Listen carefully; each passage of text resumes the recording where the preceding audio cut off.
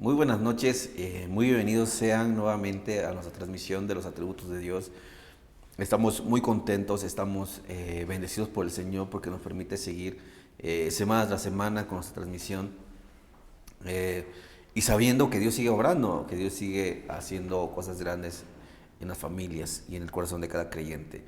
Esperando que sus estudios también puedan desarrollar ese interés por querer conocer más a Dios, por querer saber más sobre su voluntad, más sobre su carácter y más sobre su persona. Creo que si queremos llegar un día a la eternidad y conocer a Dios, es muy buen momento en este tiempo, en esta vida, aprovechar la vida que Dios nos da para conocerle. Y esto es precisamente lo que tratamos de hacer por medio de estos temas, de los atributos de Dios. Uno nos corresponde estudiar un atributo moral más, que sería la rectitud de Dios. Es un tema que no se habla comúnmente tampoco y no podemos pensar que Dios sea recto, ¿no? O que la rectitud sea parte de la naturaleza de Dios, pero es que hay muchos textos que la Biblia respaldan esta verdad. Hoy citaremos simplemente algunos, pero es que la Biblia tiene muchísimos textos acerca de la rectitud de Dios. Para esto vamos a abrir el libro de Deuteronomio capítulo 32, versículo 4. También el libro de los Salmos capítulo 25, versículo 8.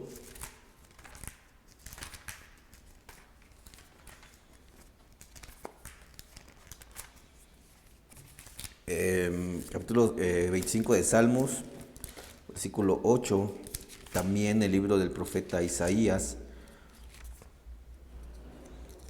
Salmos 25, 8,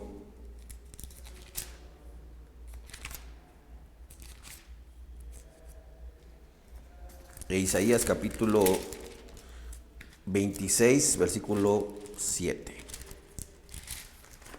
Vamos a leer primero el libro del profeta Isaías capítulo 26, versículo 7. Dice así: el camino del justo es rectitud. Tú que eres recto, pesas el camino del justo. Vamos a leer ahora Deuteronomio capítulo 32, versículo 4. Dice: Él es la roca cuya obra es perfecta, porque todos sus caminos son rectitud. Dios de verdad y sin ninguna iniquidad en él. Él es justo y recto. Ahora capítulo 25, versículo 8 dice: bueno y recto es Jehová, por tanto él enseñará a los pecadores el camino. Bueno y recto es Jehová. Si ustedes leen los tres textos, realmente cita la rectitud de Dios, que Dios es recto. La rectitud de Dios, como cuando tratamos de decir o queremos decir la rectitud de Dios, es que Dios es íntegro, derecho, honesto, justo e imparcial. Con esto queremos decir la rectitud de Dios, o que Dios es recto, que Él es íntegro, un ser totalmente de integridad perfecta, no de una integridad cabal o una integridad común, sino una integridad perfecta, ¿no? Y esto sobrepasa la integridad del hombre. También es derecho, honesto, justo e imparcial. Del hebreo rectitud, o de la palabra hebrea, la rectitud quiere decir que Él es derecho. Y esto es una verdad que la Biblia dice del todo el Antiguo Testamento. Todo el Antiguo Testamento cita acerca de la rectitud de Dios. Y, por ejemplo, hay varias citas sobre la rectitud de Dios, solamente las voy a decir y usted las puede leer en su casa. Es, por ejemplo, Hechos capítulo 13, versículo 10, Salmos capítulo 19, versículo 8, capítulo 99, versículo 4, también el capítulo 25 y 8, capítulo 34, versículo 4, 33, perdón, 4, también el capítulo 92, versículo 15, el capítulo 119, versículo 128 y 119, versículo 137. Y el libro del profeta Oseas capítulo 14, versículo 9, y el profeta Isaías 45, 19, y si añadimos los tres textos que leímos anteriormente, hablan sobre la rectitud de Dios. O sea, son muchos textos que hablan precisamente sobre la rectitud de Dios, que Dios es imparcial. ¿Qué debemos decir con imparcial? Es que es una condición que deben cumplir todos los jueces para no favorecer ni perjudicar a nadie, y esto es conforme a la ley. Esto es una persona imparcial, un juez debe ser imparcial, que no puede favorecer ni de alguna manera perjudicar a una persona sí está conforme a la ley, ¿no? Y en este caso, pues Dios es imparcial y por lo tanto Dios se vuelve un juez, ¿no? Al ser recto, es imparcial, al ser imparcial, Dios se vuelve un juez. Y esto de la Biblia habla que Dios es juez, ¿no? Por ejemplo, si leemos el libro de los Hebreos, capítulo 12, versículo 23, vamos a ver un texto realmente muy interesante.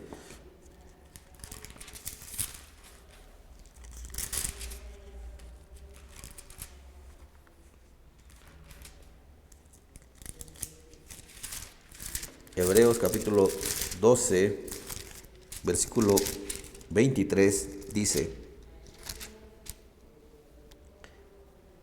a la congregación de los primogénitos que está escrito en el cielo, al Dios, el juez de todos, a los espíritus de los justos hechos perfectos.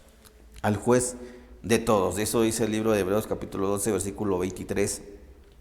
Y creo que esto es importantísimo. Al saber que Dios es un Dios que va a ejercer juicio, y es que esto es algo que mucha gente dice, ¿no? Realmente podemos creer, la gente puede creer que va a haber un juicio venidero, y mucha gente puede decir que no es cierto, que eso no existe, que el juicio venidero es un mito cristiano, ¿no? O es una cosa inventada por el hombre. Y para los que creemos, por supuesto, que es una realidad.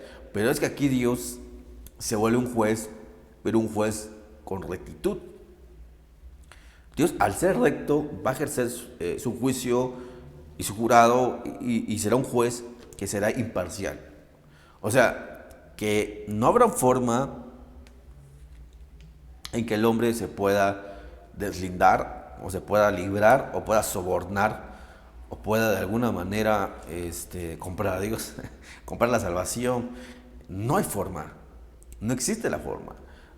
Tan solo si vemos el sistema judicial en nuestro país es un problema muy grave, ¿no? Donde hay muchísimo soborno, donde hay muchísima corrupción en el sistema legislativo y se toman sentencias base al dinero que se les ofreció, base a esconder evidencias, sin mucha evidencia, y el juez por supuesto va a tomar una decisión que más le convenga, si le llegan a algún precio. Vivimos en un país desgraciadamente de mucha corrupción y debemos orar a Dios porque todo eso pueda erradicarse, ¿no? y pueda ir disminuyendo de alguna manera. Pero es que a Dios no se le puede hacer eso.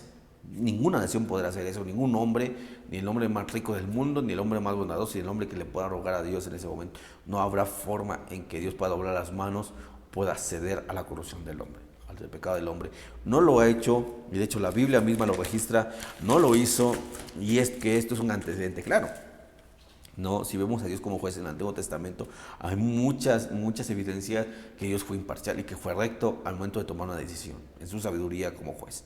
Por ejemplo, ustedes leen el libro del Génesis, vamos a ver capítulo 12, versículo 22, 25, donde Abraham intercede por Sodoma y Gomorra. Dice, tú que eres juez de toda la tierra, dice Abraham en ese texto, capítulo 12, versículo 25. Tú que eres el juez de esta tierra, ¿a poco condenarás o enjuiciarás al justo con el injusto o al bueno con el malvado? Le hace esta pregunta a Dios.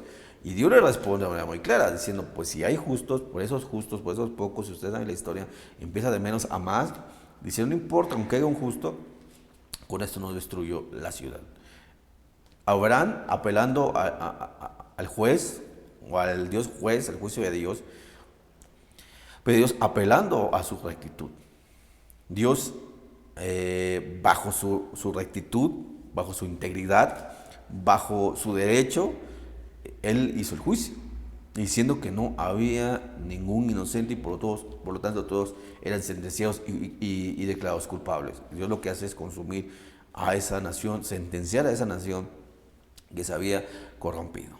Si vemos el antecedente bíblico, no hubo soborno, ni por el mismo Abraham hubo de alguna manera la detención de la mano de Dios, ni por el mismo Abraham, que era su amigo, hubo esa detención. O sea, Dios no se va a detener, Dios jamás se ha detenido, siempre ha sido imparcial. O sea, Dios jamás va a cometer algo en contra de su misma naturaleza, nada en contra de la verdad, nada en contra del sistema claro y verdadero, siempre con justicia. Y la Biblia dice que siempre la justicia tendrá que reinar y va a reinar. Aparentemente no, hay muchísima injusticia en el mundo, por supuesto que sí, muchísima corrupción en el mundo, por supuesto que sí, hay mucha maldad en el mundo, por supuesto que sí, y se pueden librar grandes personajes con dinero, con influencias, por supuesto que sí. Pero al final del tiempo y al final del día, por supuesto que la justicia siempre va a reinar y va a triunfar. Así que de ese lado, creo que cuando nos presentemos delante de ese gran juez, no habrá algo que podamos denegar, algo que nosotros podamos ocultar o que podamos esconder delante de Dios. Para empezar, Dios es omnisciente, omnipotente, inmutable, inmanente. No se le puede esconder nada. Y no es un juez débil, no es un juez mediocre, no es un juez que se pueda comprar o que se pueda corromper. Es un Dios, para empezar, santo, un juez implacable, un juez que no aplicaría jamás la tiranía, un juez que jamás se dejaría comprar, un juez que tiene muchísima autoridad. Y esto es importante. Lo que le hace falta a los jueces de este mundo es muchísima autoridad. Gracias a Dios que algunos la tienen. Y hay naciones que se han educado muy bien en cuanto a este tema y la autoridad es más importante para los jueces. Y por supuesto que Dios al ser juez tiene muchísima autoridad para regir las naciones. Y tan solo esa autoridad debe de infundir temor en el hombre, ¿no? Por ejemplo, ustedes leen el Antiguo Testamento, todos aquellos juicios que Dios emitió, lo hizo con muchísima autoridad. No lo hizo con una mano temblante, no lo hizo con una mente titubeante, no lo hizo bajo influencias de ciertos hombres o de ciertos personajes. Nadie le dijo qué tendría que hacer. Nadie le dijo, oh, esta persona es culpable o es inocente. Dios conoce y conocía cada una de las circunstancias. Y por lo tanto, Él siempre ha declarado inocente el culpable a cualquier persona bajo esa rectitud. Y la mayoría de los casos han sido culpables, si nos damos cuenta. No, o sea, Dios jamás se va a equivocar, jamás va a empezar un proceso judicial en alguien, si lo vemos de esa manera, en alguien que es inocente. Desde un momento mucho antes, Dios ya sabe que es inocente. Dios jamás emitiría juicios sobre una persona que sabe que es inocente. O sea, Dios no haría eso jamás. Dios no lo haría. Y por supuesto que esto es importantísimo, saber que Dios es un Dios de muchísima autoridad, es un juez recto, es un Dios íntegro, que siempre se va a guiar y siempre va a ser conforme a su integridad. Esos estándares que Dios demanda en el hombre, que Dios pide en el hombre, y vamos a analizar algunos textos donde Dios demanda integridad en el hombre, ¿no? Y es importante esto, que Dios quiere que reflejemos esa rectitud en este mundo, que reflejemos esa integridad, esa honestidad, ese derecho en este mundo, ¿no? Y creo que es importantísimo. Cristo lo hizo. Cristo siempre reflejó esa autoridad, esa imparcialidad, esa integridad. Jamás se le tuvo nada que culpar. Es más, en cierto momento Él dijo, el diablo no tiene nada que ver en mí. Le dijo a sus discípulos. Cuando Jesús dice esto, el diablo no tiene nada que ver en mí, decía, pues es que yo no le he dado ninguna cabida al diablo. No he cedido a corrupción o a una vida doble para que me digan que el diablo tiene derecho o parte a denunciarme o en parte a señalarme como una persona culpable. Jesús no le dio cabida al diablo jamás y siempre se mantuvo en esa integridad como hombre en esa tierra y como Dios, por supuesto. El mismo apóstol Pablo lo señala como el juez. Capítulo 2 de Corintios, capítulo 5, versículo 10, dice algo muy interesante, muy importante el apóstol Pablo acerca del tribunal. Capítulo 5 de 2 de Corintios, versículo que leemos es el versículo 10. Dice, porque es necesario que todos nosotros compadezcamos ante el tribunal de Cristo, para que cada uno reciba según lo que haya hecho mientras estaba en el cuerpo, sea bueno, sea malo. Dice, porque es necesario, dice el apóstol Pablo, y aquí hay un asunto bien interesante. Dice, porque es necesario, va a ser necesario que nosotros nos presentemos delante del tribunal de Cristo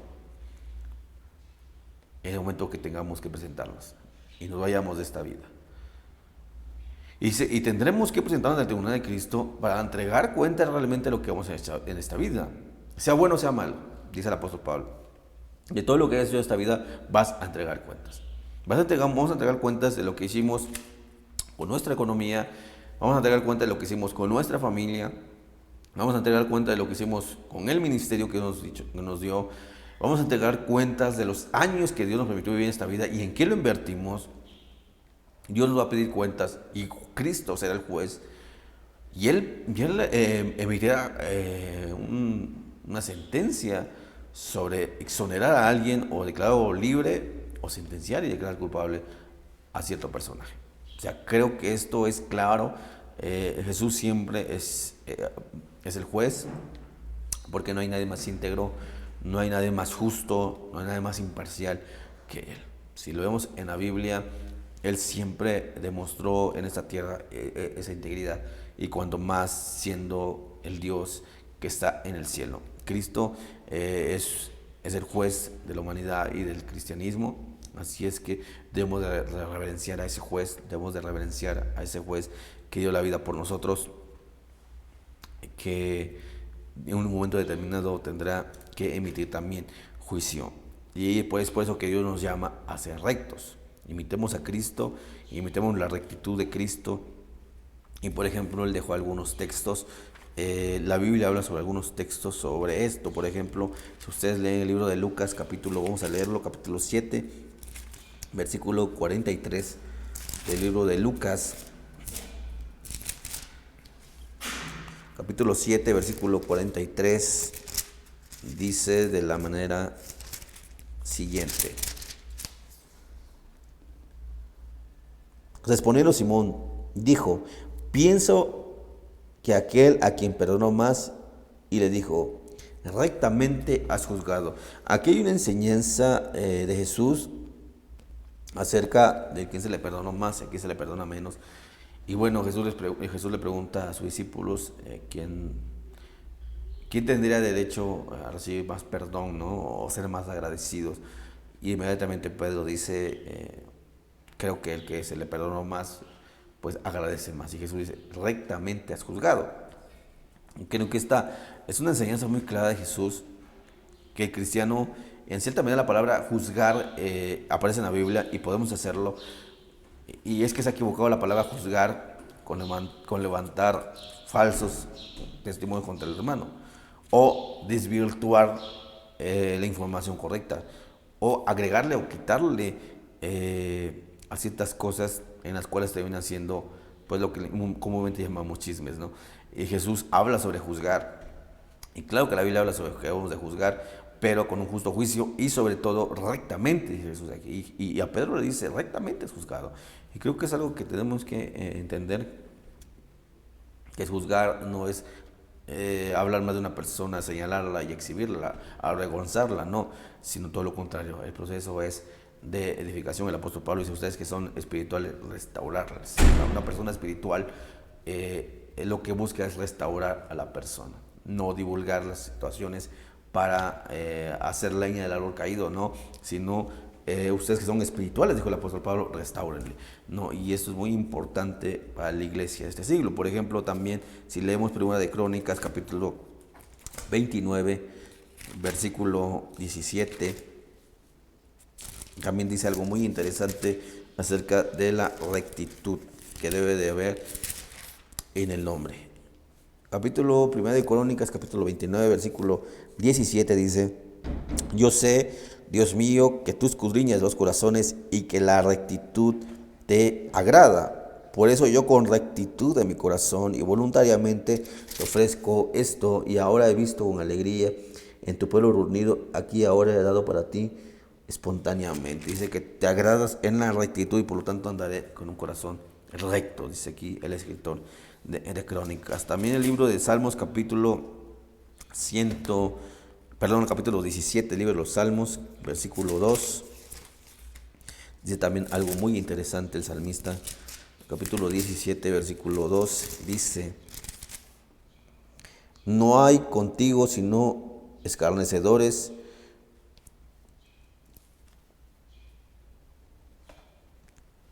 Perdón, me equivoqué. Este es Job, capítulo 17 de Salmos.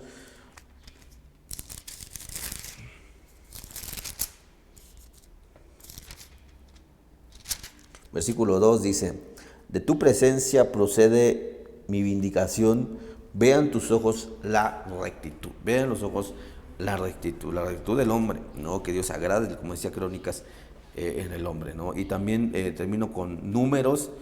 Es muy interesante lo que dice el libro de los Números, capítulo 23. Verso que leemos es el verso 10.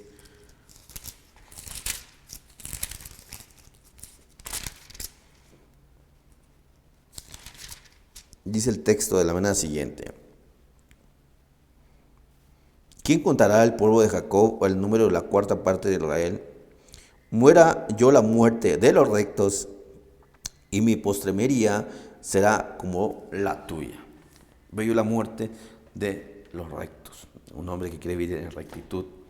Por supuesto, una persona que quiere alcanzar la salvación, pues que desea vivir una vida de rectitud. Y como estos textos, hay muchos más que citan que el hombre, el cristiano, la mujer creyente, debemos de buscar la rectitud.